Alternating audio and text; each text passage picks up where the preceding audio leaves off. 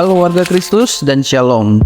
Di kota Parepare, Sulawesi Selatan, kita menyaksikan sebuah peristiwa yang menarik perhatian publik secara luas. Sebuah rencana pembangunan sekolah Kristen di kota ini menuai pro dan kontra, yang cukup sengit. Apa yang sebenarnya terjadi pada penolakan ini? Namun sebelum pembahasan, jangan lupa di-subscribe dan tekan notifikasi loncengnya agar mendapat info video terbaru dari kami. Oke?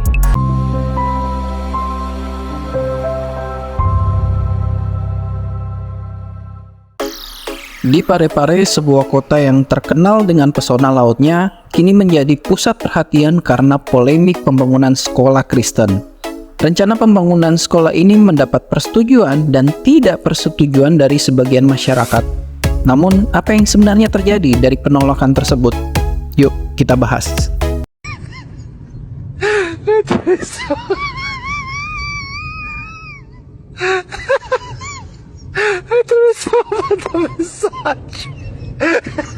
Pada Jumat 20 September 2024, sejumlah warga berkumpul untuk melakukan demonstrasi untuk melakukan penolakan sekolah Kristen Gamaliel. Para intoleran ini demo di lokasi lahan pembangunan sekolah Kristen di Kelurahan Watang, Serang, Kecamatan Serang. Di tempat 100% Muslim. Tidak ada di sini non-Muslim sedikit saja. Salah 1%, 2% silakan. Ini tidak ada. Siapa yang mau disekolahkan di sini?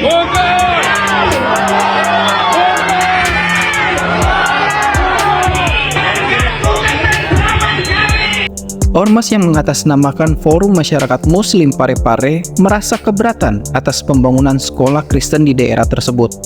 Mereka meminta agar pembangunan sekolah Kristen ini dihentikan dan dipindahkan ke lokasi lain. Dalam orasinya, mereka mengatakan bahwa di Parepare, warga di sana 100% Muslim. Padahal jika kita lihat dari Badan Statistik Kota Parepare di tahun 2023, bahkan agama Kristen terdapat 5.326 jiwa, Katolik 2.131 jiwa, Hindu 800 jiwa, Buddha 750 jiwa, dan lainnya 9 jiwa. Ya, mungkin saja di tahun 2024 sebanyak 161,6 ribu jiwa penduduk Parepare adalah Muslim. Mungkin saja. Hak nó người bớt.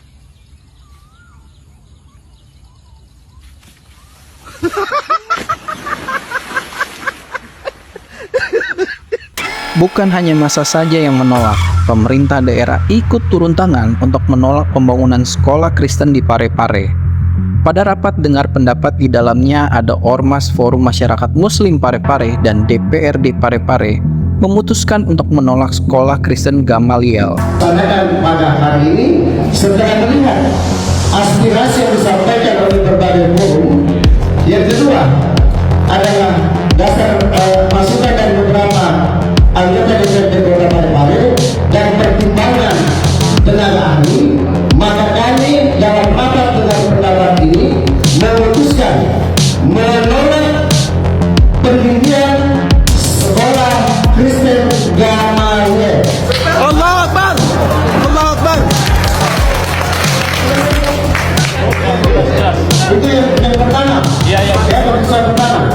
Keputusan kedua, menentukan kepada Satpol PP selaku penegak peraturan daerah untuk mengawal lokasi tersebut, jangan sekali-sekali ada kegiatan di dalamnya dan melakukan pemasangan apa istilahnya tadi? Polis lain. Bahkan Satpol PP sebagai aparat keamanan memberikan hadiah polis lain di pagar lokasi pembangunan sekolah Kristen agar pembangunan sekolah dihentikan. Mereka beralasan penolakan pembangunan sekolah Kristen karena cacat prosedur dan izin tidak ada, dan anggapan bahwa pihak yayasan untuk melengkapi izin dan dokumen persyaratan agar pembangunan sekolah Kristen dapat dilanjutkan. 有人。像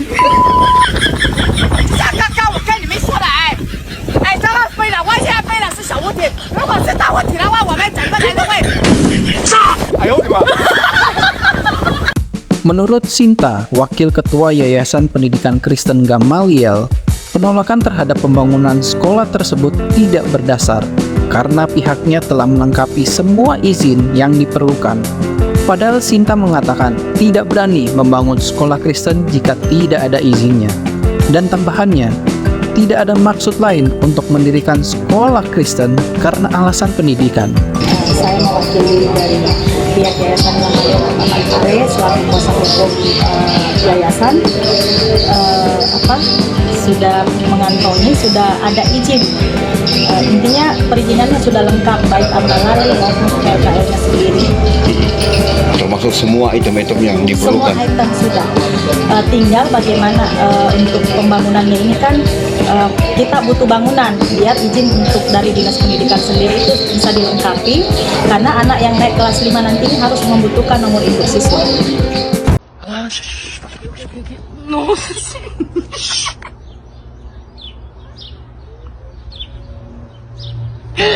Pembangunan sekolah Kristen di Parepare semakin memanas karena oknum ASN bukan hanya menolak sekolah Kristen, tetapi akan menjadi medan perang jika sekolah Kristen didirikan di Parepare. Fahri Nusantara memprovokasi warga untuk menolak mendirikan sekolah Kristen di Parepare. Tidak boleh saya. Tentukan saya. Kapan jadi mana perannya? Ya saya yang akan pimpin perannya.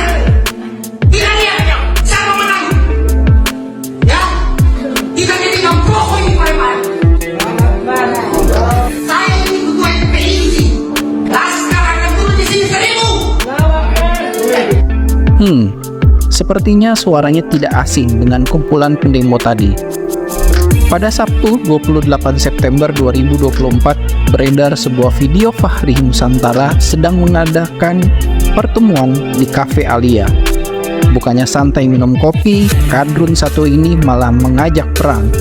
Fahri yang juga seorang ustadz ingin membuat kota Parepare seperti kelamnya Poso. Dan Fahri mengatakan bahwa dia siap untuk memimpin perang tersebut dan ia mengatakan cukup menelepon 10 nomor anggotanya saja, maka 1000 orang laskar akan datang.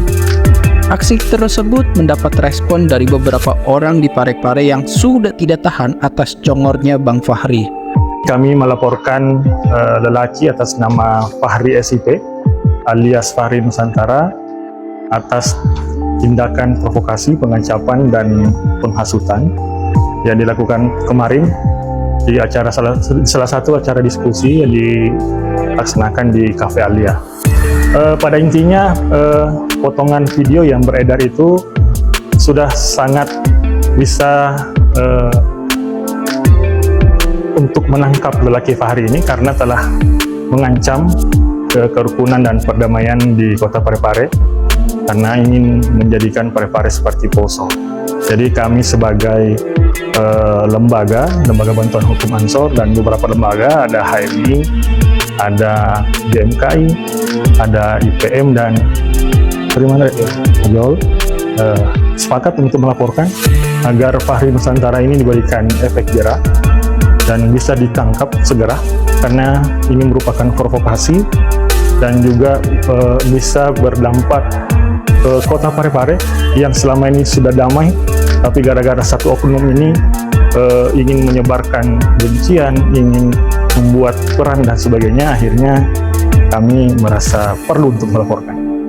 Tidak memerlukan 1000 orang untuk perang, hanya 5 ormas saja sudah cukup melaporkan Fahri ke kantor polisi, yaitu GP Ansor Parepare, HMI Parepare, Jaringan Oposisi Loyal, Ikatan Pelajar Muhammadiyah, dan Gerakan Mahasiswa Kristen Indonesia.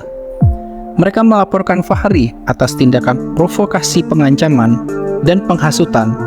Mereka menilai bahwa video tersebut mengancam kerukunan dan kedamaian kota Parepare, dan video itu juga menjadi alat bukti yang kuat untuk menjebloskan Fahri ke dalam jeruji besi.